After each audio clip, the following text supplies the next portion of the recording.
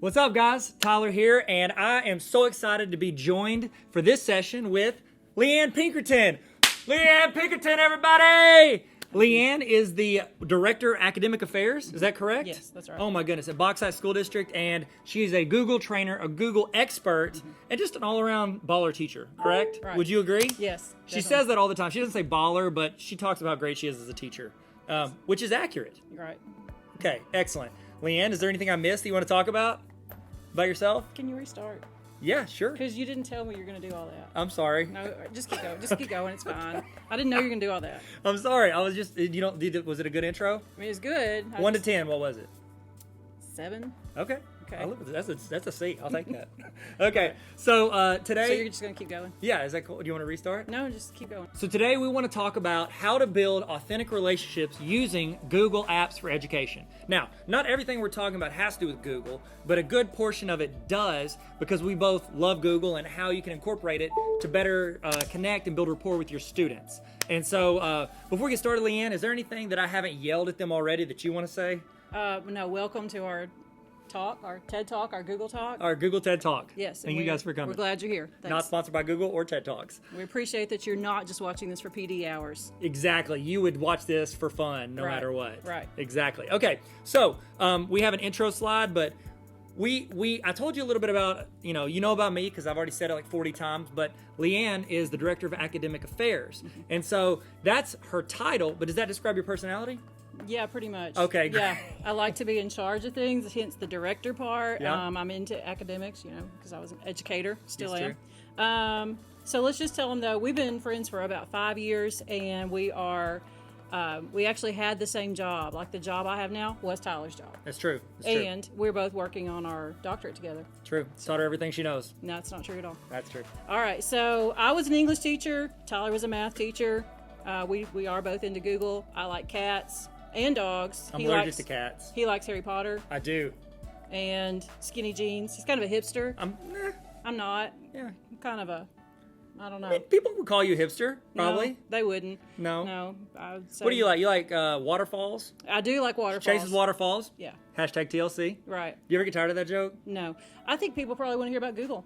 I don't No, think I think- I well, don't that's think the they thing. care anymore about I this. think they care everything about what we're talking about because they're getting the PD hours. That's Just true. kidding. That's Just true. kidding. The longer we talk about ourselves, the more PD you get. But here's the thing: with us telling you those little bits about us, you may like to go and walk through the woods and look at waterfalls. Mm-hmm. You just connected with Leanne on something. She has a connection point. If you like Harry Potter, you have a connection point with me. If you like cats that have no hair, Leanne loves those kinds of cats. I We have do. pictures later if you're interested.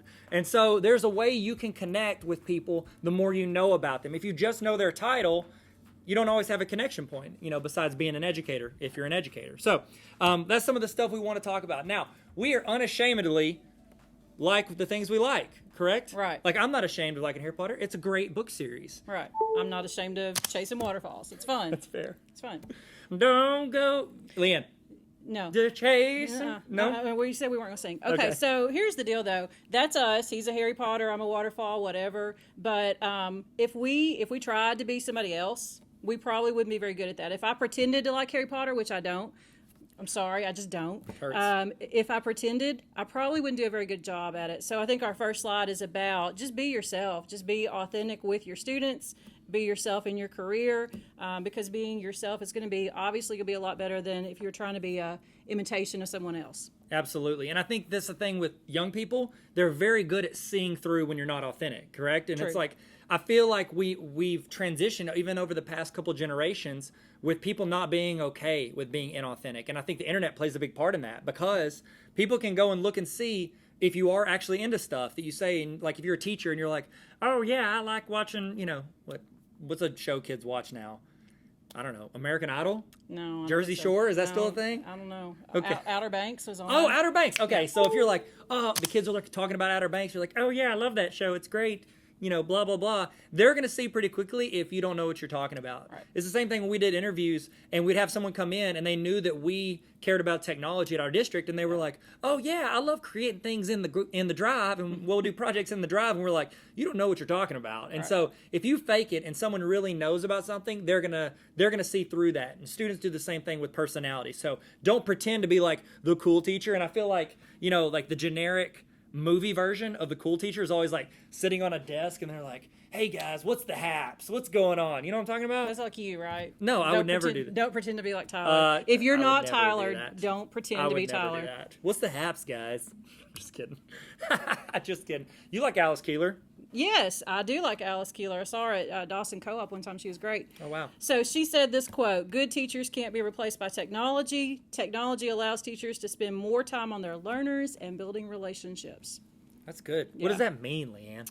Well, I think that in this day and age with our pandemic and everything, like you could send a kid to a website and have them watch a video.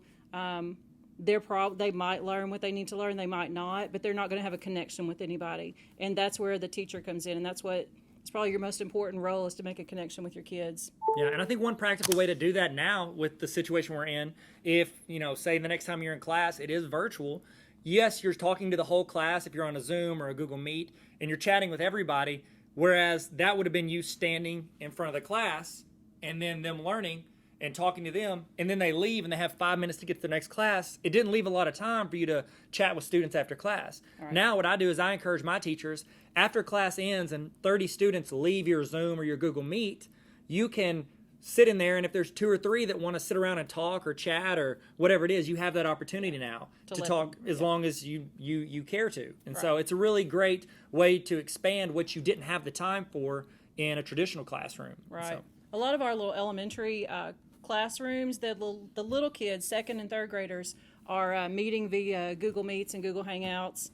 Well, I guess just Google Meets, right? Yep. Yeah, rest and in peace, Zoom. Google Hangouts. Yeah, Google Hangouts is gone. And Zoom, and they're loving it. So I think you don't have to worry about the age limit. They like to chat with each other, especially now that they're home and can't see each other face to face. It's incredible. It's incredible, Leanne.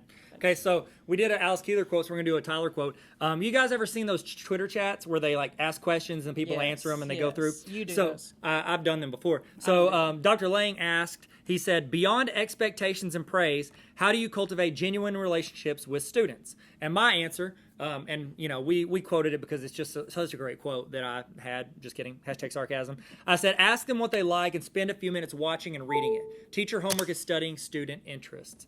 After you teach a subject for a year or two, you really know the content. You know the curriculum.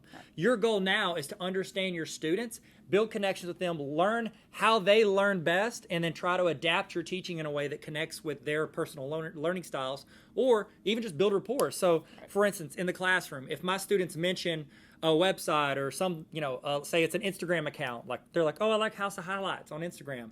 I might go spend 5 minutes that night looking on that page. Even if I don't care about it, it's not something that I want to put my time and follow, I still have put a little bit of energy into it, and the next day I bring up something from it. They automatically see, hey, he cares enough about something that I'm interested in to build a connection with me. And I think it's a great way to take a next step as a teacher. Right. And I used to do that as an English teacher with books. Like I would ask kids, what are your favorite books? And then I would go read those books. So really? Like Harry Potter? No. Takes a little bit more time than, looking up an Instagram. But, that's me.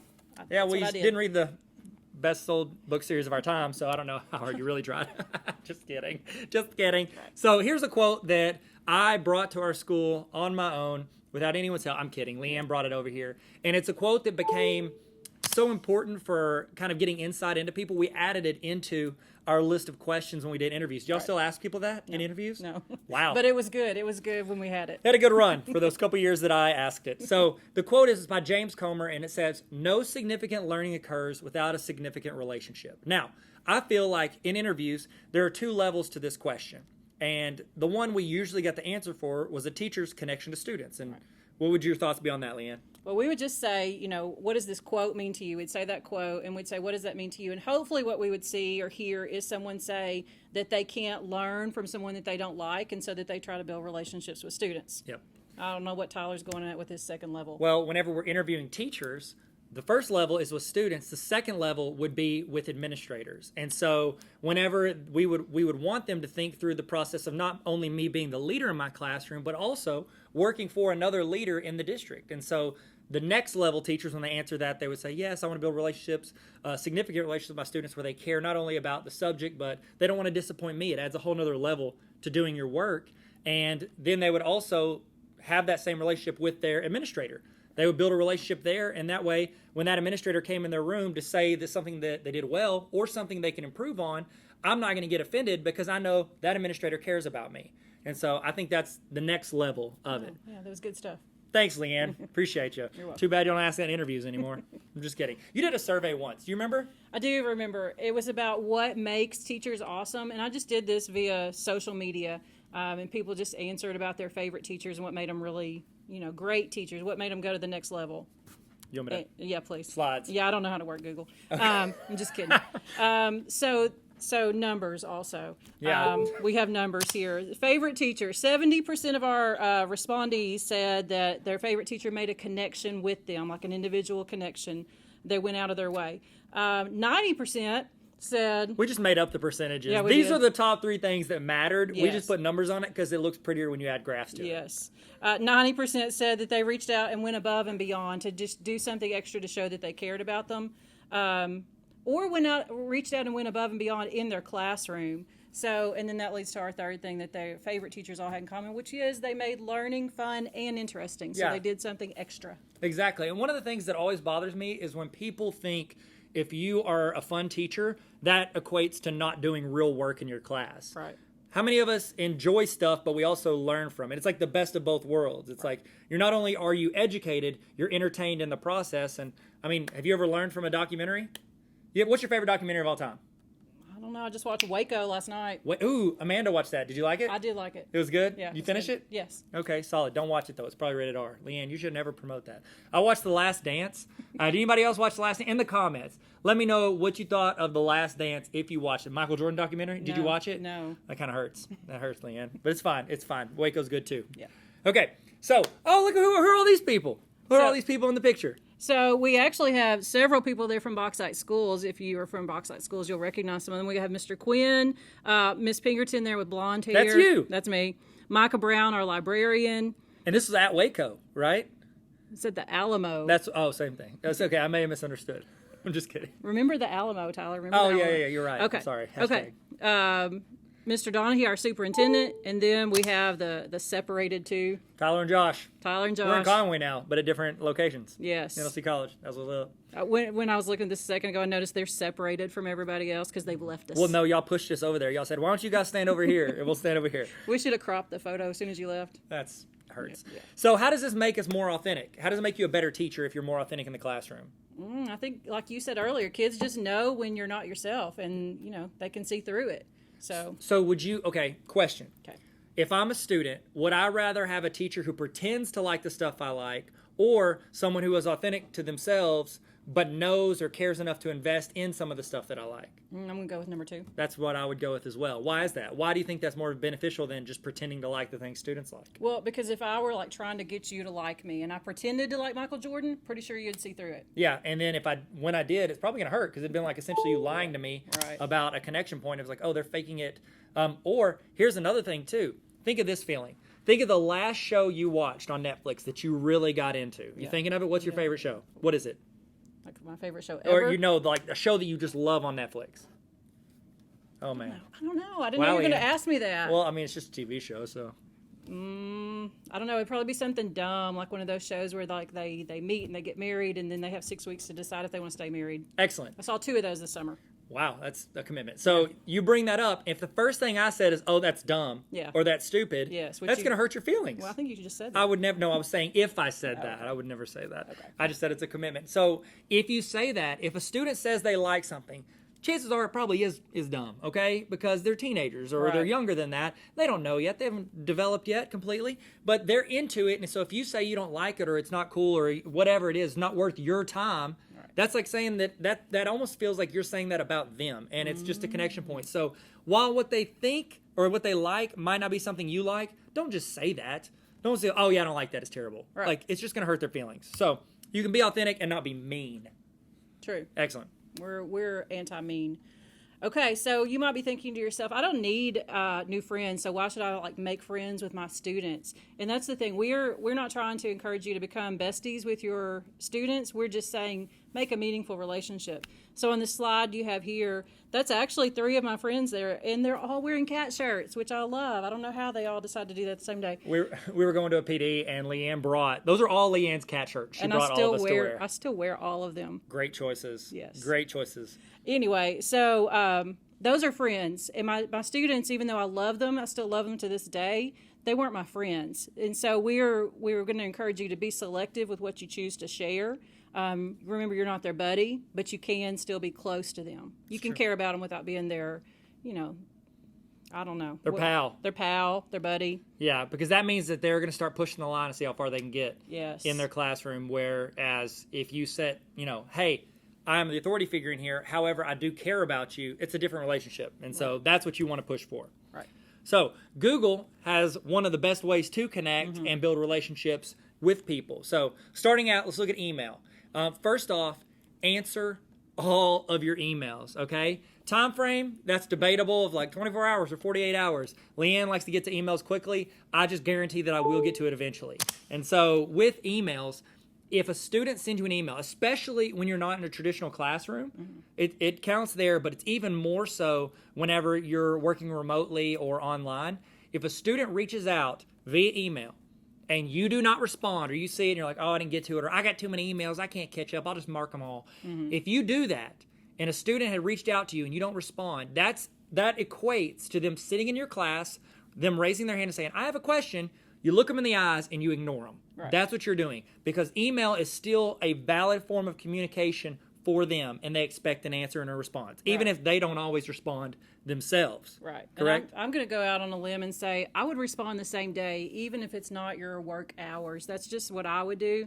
But definitely, if you don't want to do that, you don't want to respond at night, at least answer them the next morning. Yep. And then we have links. Everything that's in blue, if you're on the presentation, everything that is in blue is a link to a tutorial on some tips that we have for essentially making that inbox a little bit smaller, so you can cut out some of the stuff you don't need and you can make it a little more efficient. So those are just some ways to do it. I do my inbox. Do you do yours as unread first? I think it's just default right now. Okay, well, I have unread first, and I use it as like a checklist that makes sure I do not miss any emails coming in. And that's how I handle it. But we're not ready to move on. We still have other great. Things to So say. sorry, what all do you want to say? Well, I mean, we've got some good stuff on here, like schedule send. Yeah. We have some people that I used to work with that would send emails in the middle of the night just to make it look like they were hard workers when actually they're just insomniacs. And what those people could do if they wanted to look more normal is schedule send at 8 a.m. the next morning. That's one tip for you. That's good. I'll tell you one thing you need to do is make sure your inbox stays uncluttered. So if you're getting a bunch of Bath and Body Works emails or Amazon emails, you need to get those to a different email account. And this is what I do. It's a personal tip. I block people constantly. Really? Yes. On email? Yes, constantly. Like they can't get an email to you? Yes. Oh, you're talking about companies, not like individuals that you know. Yes, and you. Wow, that hurts. I do the block and report as spam like daily, because I've been getting like 30 spam emails a day from companies saying this is how we can help you in this pandemic. It's too much. And so then I might miss a good email. So I do block and report as spam all the time. That's good. And that's also because when you only have like 10 emails to check, you're not as hesitant to go check it because it's not as much of a commitment as when you see you have 85 or something like that. Right. So I agree. And, there's unsubscribe. We talked about that. There's some tips on how to do that in there. And then unsend is a great feature if you want to click that. And what that does is it gives you anywhere from 5 to 30 seconds after you click send on an email to undo it and take it back and be like, oh, wait, I didn't want to send that. Because anybody ever written out an email and as soon as you hit send, you're like, oh, no, did I send that to the person that I might have been making fun of in the email? Which we would never make fun of somebody in an email, ever. And so whenever you send it, you can pull it back, check on it, make sure, and then send it the right way. Also, it helps if you send an email to a group and you maybe left somebody off. You're like, oh, did I tag so-and-so on there? Because no one likes to be the one they was forgotten about and then forwarded to later. Right. How you tag and send emails says a lot to the people that receive them. Okay, so keep that in mind. Same with text messages. Yeah. Somebody leaves a group text, that says a lot about something. You know what I mean? Or you get kicked out. Ooh, that's bad. Wish I could unsend text messages all the time. I wish you could unread text messages. You know what I mean? Because I'll leave them as unread and not respond because I need to remember it a few hours later. Yeah. And I would love to respond, mark as unread, like I do my email. I think you can do that. No, I do that all the time. I don't think it's possible. It is possible. I have my phone. I'll show you later. Wow. Okay. Cool. Learning stuff. Okay. Awesome. So Google Slides. You guys did a really fun activity when you were at the middle school, Right. With slides, and you're getting back to school, getting to know you stuff with teachers. Do you want to talk about it? Yeah, so we had new teachers coming into the district, and we asked them to do a set of collaborative slides, like we put them in teams, and had each team go find different places around the district and take a picture in front of that spot, and then they had a little bit of time to get the slideshow with all of those different locations as a picture in the slideshow back to us by the end of the day, and whoever got it in first won something. So we have an example there. One of them is like, take a picture in front of Minor Academy. One of them is take a picture at the center court. Look, your name's still on there. Oh, rest in peace. Take a picture in front of the pit. And so that got, it had several purposes. And you could do this in your classroom as well. You could say, go take a picture in front of where you're supposed to turn in your work. Take a photo in front of wherever you sharpen your pencil. And anyway, so they learn the location, they learn how to use Google Slides, and they get to know people in their little group. So I think it's a good first week of school activity. That's good. Another thing that we used to do is in classes and for teachers, we would do getting to know you slides. And so essentially what they would do is they would have an introductory slide like we have on here on the screen. And it just says, hey, add your name, what you teach, a quote, and then a photo. And then everybody would start adding those in there. And that would be a chance for everybody to go in and look around on other people's and get to know their colleagues. Because, Right. I mean, all of us have worked with people for a couple of years. We don't know their name. It happens. It happens. This is a good way to check, get to know them a little bit, and know what they look like. And then we could also take this slideshow, put it on the TVs for open house, and when people come in, it would be scrolling. So while parents are walking around or looking at it, they could see the different teachers. Right. And we played that in the cafeteria, especially for like 6th grade lunch, so that they could see who everyone was. That's a good one right there. That's good. I like that you equated yourself to Mother Teresa. Yeah, she's I like I- Mother I- Teresa. I know. Yeah, you're the same person. Practically pretty the much. same person. Yeah. Fun fact, Leanne and I have the same birthday. It's true. June Pretty 15th. Cool. That's right. Also, who else's birthday? State of Arkansas. Ice-T. Ice Cube. Ice Cube. Neil Patrick Harris, Helen Hunt, Helen Wade Boggs, and there's a couple others. Okay, so excellent. Did I take that photo of you whenever we were on a PD trip? Look at that. possible. So lovely. It's possible. So lovely. Okay, so I'm just saying I get cred, photo cred. All right, there you go. Next, Google Docs. You did some really cool stuff with Google Docs. I do love Google Docs. So Google Docs, obviously, you're going to want your kids to write on Google Docs. But another thing you could do is use a Google Doc template to assign work. Hey, get back over here and click I'm your so sorry. click your template. Checking the camera. I don't know what you're doing over there. Let's check at the camera. So the templates, it's just a time saver. So you can do. I don't want that one. Yeah, I don't like that one either. You could do. Put out your header and your spacing and your font and everything exactly the way you want it. And then all they basically do is put in the content. So it's a big time saver when you're grading. You don't have any templates in here. Actually, I do. It's that one. It's that one. Nailed it. First try. So basic template, that's a good one if you just want them to see how to do the header, how to do their last name up at the top of the page without it saying Pinkerton 1 on every page. So that one is a good one. And then go ahead and go to that other one. Okay. This other one is, I call it a coaching template. I would do one of these for every assignment, and basically I tell them what I want in every paragraph in that coaching template. So I put a good works cited page in there. I tell them what I want them to do in the paragraphs, and that's a big time saver because then if they weren't paying attention when you gave the assignment, they can read it later and say, oh, this is what I'm supposed to do here. Yeah. I know for me, when I do assignments, it's always good for me to look at an example, and then I can adapt it to myself. And it's like I can put more time into the content of what I want to put on there as opposed to oh, how do they want this laid out or anything like that. So it's saving time for them in the formatting stuff, and then they can really focus on what they're trying to learn. Right. Excellent. So good, Leanne. Thanks. Also, Google has a feature when you submit an assignment, you can choose to where everyone can view it. All the students can just look at it and they can't edit it. Right. 2 is where everybody can edit it. So the slideshow we talked about earlier where everybody's adding their photo and quotes, you could do that one. And then the third option is to where it creates a copy for everyone else. So when Leanne has these templates, she can add that template in there on an assignment. It'll make a copy for every student, label it with their name, and only those students have access to it so they can go in and edit that themselves. So once you make your templates, you can use them across the board on all your assignments. Right. Awesome. So let's talk about the greatest thing in Google that you're not using. Yeah, do you see how I got in? Yeah, Like I saw was you're super really excited about forms. Oh yeah, I love Google Forms. That's why I'm excited because it's phenomenal. Yeah. So a lot of us have used Google Forms for surveys or to gather emails or information, things like that. If you haven't, you should.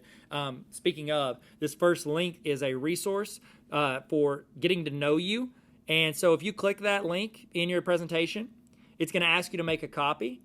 Then you can click make a copy, and you will have this. We don't have access to it. Only you have access to what you just made a copy of.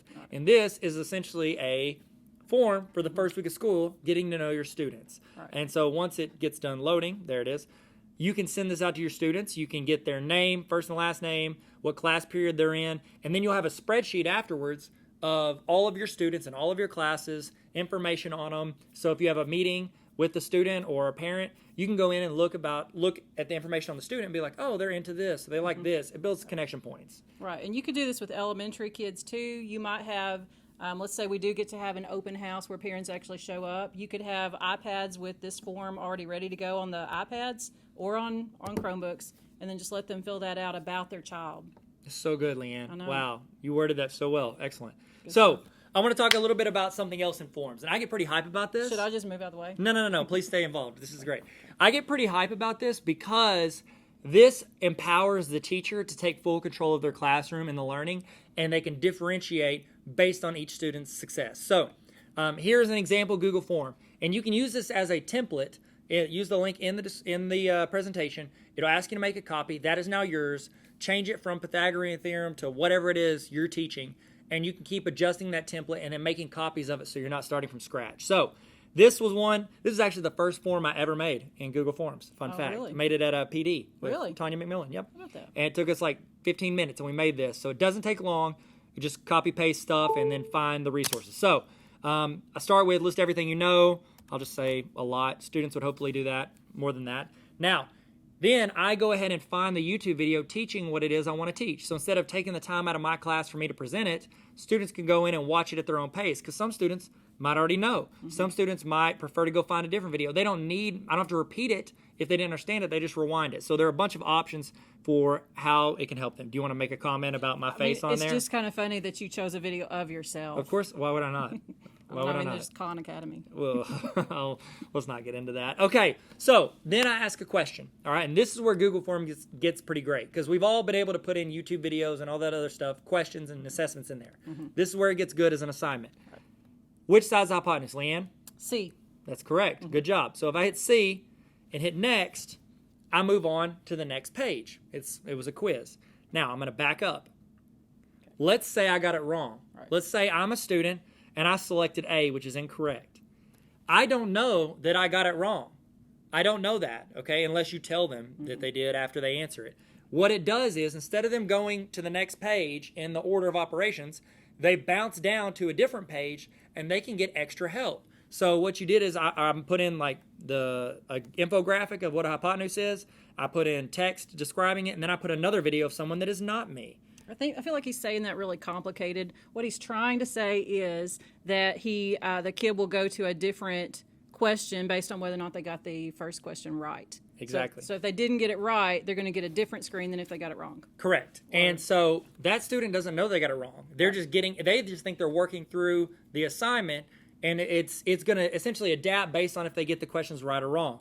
Then when they hit next, guess what? Boom, they're back with everyone else. So it's like, if you get it wrong, you get remediation, and then you get to come back with everyone else. You get extra help. And this is great, especially if you're doing remote learning, because the student wouldn't know. Like, there's nobody to compare their screen to. They're just going to work through, and it's going to adjust based on their skill sets and what they're getting right and wrong. Right. Now, if you are in the classroom, it's a great tool, because you can be walking around helping individual students while your co-teacher, the YouTube video, is working with students on a mass level, and you can see their screen and be like, oh, wow, I know that's the remediation screen. I'm going to walk over there and talk to that student and see what they don't understand. It's like them admitting that they don't know it without telling anyone else in the room that they didn't know it. So it's great. I love using Google Forms to differentiate for instruction. It's just, being a good teacher and whatnot. It's a good thing. It's so good. I'm for it. Okay, you like this infographic. I did. I don't even know if it's still there. There it is. There it is. Look at that. What is it? What am I looking at here? Oh. It's so good. Okay, cool. Excellent. Thanks, Leanne. That was really good. I'm glad you added that link in there. You can take it out.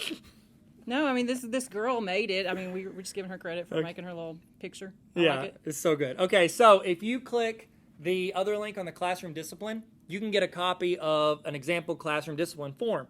If you're a principal, you should be using this for your whole building. Don't use the, what are they called, triplicate forms? Yeah, no, Don't use those anymore. Use this, because you're going to get way better analytics on what you need to do to improve your school from every teacher. Now, if you are a classroom teacher, you should have your own discipline form as well.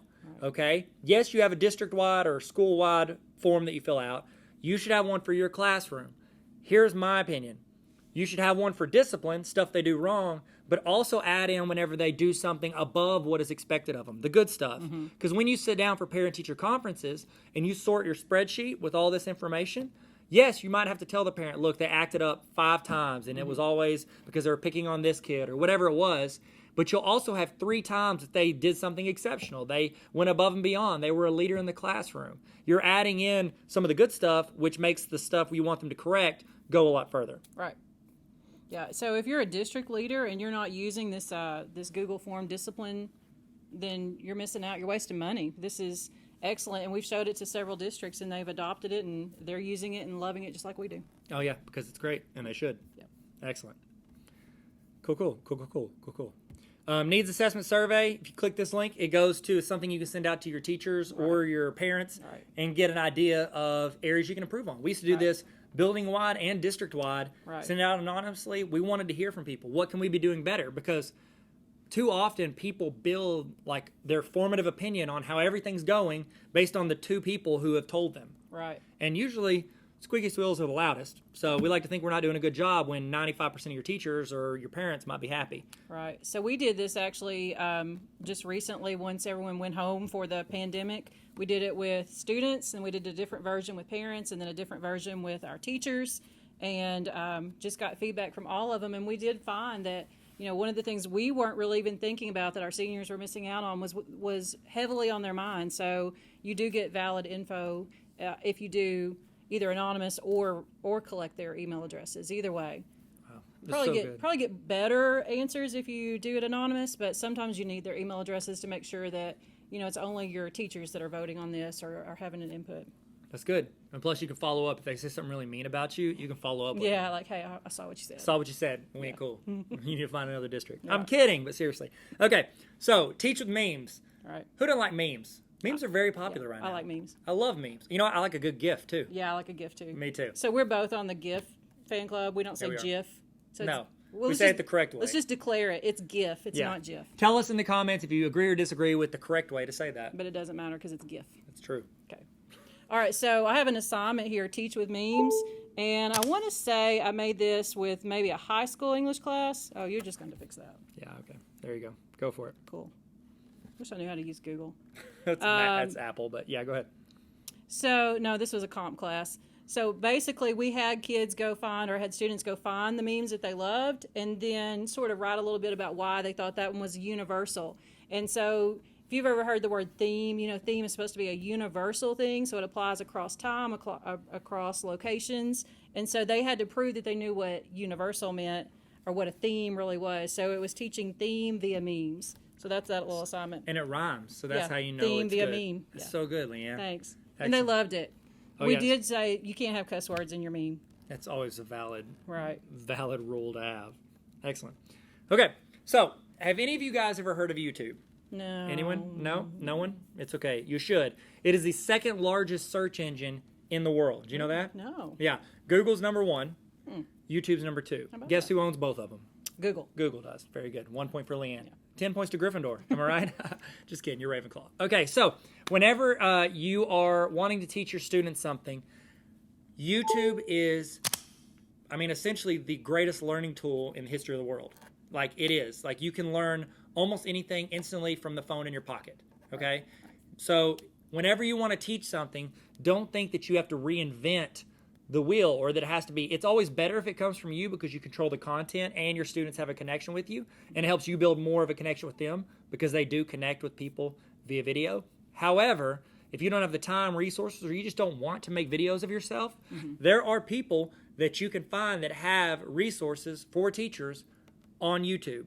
So please start incorporating that. I've got a list of a few of them in here. So Crash Course has incredible resources for teachers. Right. One time we sat down with a student and they said they passed their AP exam because 90% of what they learned from Crash Course in the 3 weeks leading up to their AP exam. It's true. It happened. That's what they said.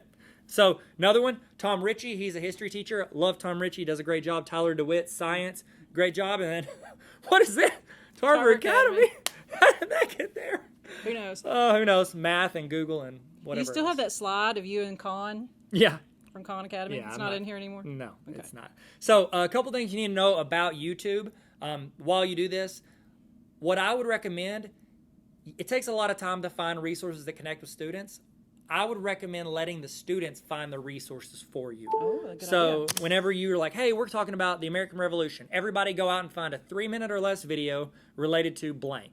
They go out and find it. They can put it all in the same playlist. And then you could even do like a vote to see, hey, who found the best resource? Everybody watch all of them. It'll take like an hour or two of them watching them. They could pick their favorite, and then you can start honing in on that channel. So you can find channels that you like, and then you can start just using that as a resource. So like, for instance, Crash Course is a great website. However, every now and then they throw in like a level 1 cuss word. Right. So you need to watch the videos first. But if you find like a resource that you know doesn't curse, or that is appropriate, or that does align factually with what you're trying to teach in your class, you can just use those resources, because usually there's more from there. What? Can you explain why you said a level 1 cuss word? Because it's like, I mean, they're just like entry-level cuss words. Like they're not terrible, but they're not appropriate. Right. Yeah, and who came up with the levels? Oh, I definitely did. I definitely did. Yeah, because one time I think I said, hey, how'd you decide that was a level 5 or whatever, and you whipped out your own book. And Yeah, it was in a book. Yeah. I read it in a book, and it Yeah. was in a book that I wrote. I didn't write the cuss words. And self-published. I did. It was my first book. Yeah. It was great. It's fine. good. It's whatever. good Okay. Another thing you need to know. When you're publishing videos, there's some key terms you need to know. It's public, means everybody can see it. Right. Unlisted, which means only people you give the link to can see it. And then private means no one can see it. Right. So if you have a video resource that you want to keep, but you don't want anybody to see, just upload it as private. It's a free storage device, essentially. If you want unlisted, that means that you can share it with your class and they can check it out later. And public means anybody can see it. So don't say anything you shouldn't, because it's public. Stop collaborating on playlists. We already talked about that. And then Hey, organization. Yeah. I do have a question. Yeah. So now YouTube asks you, do you want this to be made for kids or not for kids? What should I pick? Not for kids. So if you're creating a resource and it is made for anybody over, I think it's like 13 or 18, you just want to say, no, it's not made for kids. The reason for that they made that change is because people were marketing to younger people, and that's illegal. It's like CIPA, I think, CIPA. You cannot market to children because they're vulnerable to people like essentially selling them stuff. And so you had marketers putting ads in front of kids' videos, and then you also had people that had children's videos, like where they're playing with toys or showing stuff to younger kids, and they were essentially selling their own merch or their own stuff in the videos.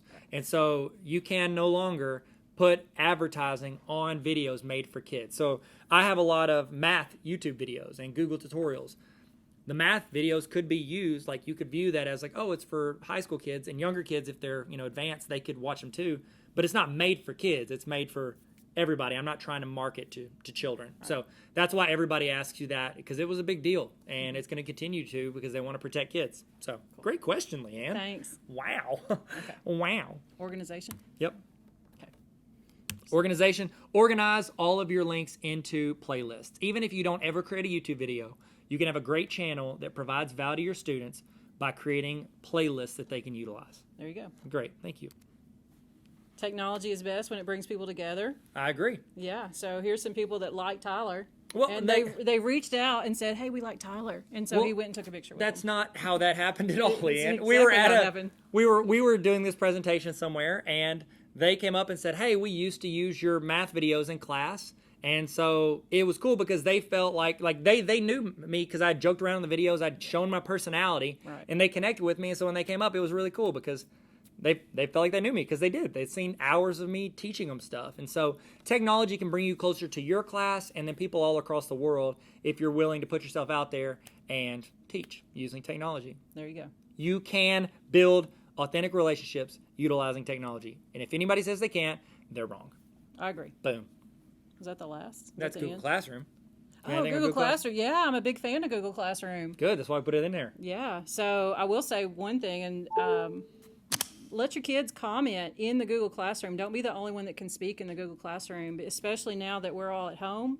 If they can't communicate with each other, you're not going to have much of a safe classroom. You're not going to have a rapport inside your classroom.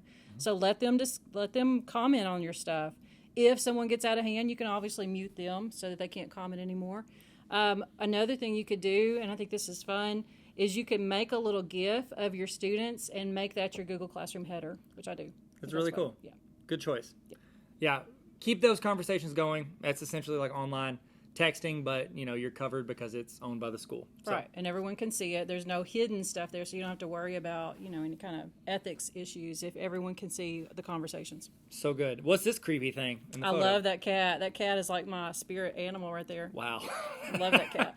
That's incredible. So this is stories. You said this. This is your slide. I wouldn't say I anything just about put the this. cat in there. Basically, if you do have appropriate stories that you can share that relate to the learning, that's a good chance to let your kids get to know you, because I think some people get 50% of this, which is they get to know the kids, but they're not willing to let the kids get to know them. And I think that's an important part that you can't overlook. So share a little bit of your life via stories that are appropriate. Stories is how we connect. That's why movies are so popular, That's true. because they're just filmed stories. Hashtag The Last Dance. Am I right? I haven't seen that. Okay. First things first, these are realist. These are great ways to connect. Google Keep is a great connection tool. It's great for grocery shopping. Yeah. So get Google Keep. If you don't have the app, it's got a good checklist for buying groceries. And you can collaborate with your spouse, and then you can have a grocery list. Right. Boom, collaboration. Blogger, is that still a thing? I don't really think so. Yeah, we had a good run. Yeah, I love Blogger, but no, it's not. And really with a thing. YouTube, we've already talked about. Just do YouTube. It's the best. Find out what people like, what your students like, and reference it. Right. We put a list of things that we like on here. Is You guys it? want to take a guess and in the comments on which one are the things that Leanne likes and what are the things that I like?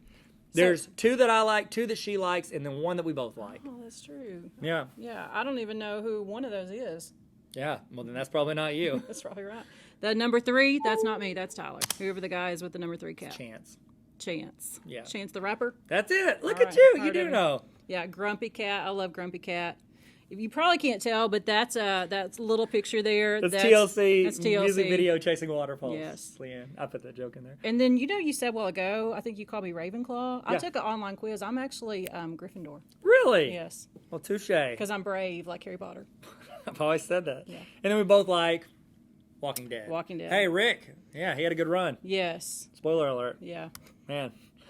Different authentic teachers will attract different authentic students. There are students that are going to just naturally connect with you as a teacher. The way you teach, your style, your personality, they're going to connect. And it's just the same as just humans.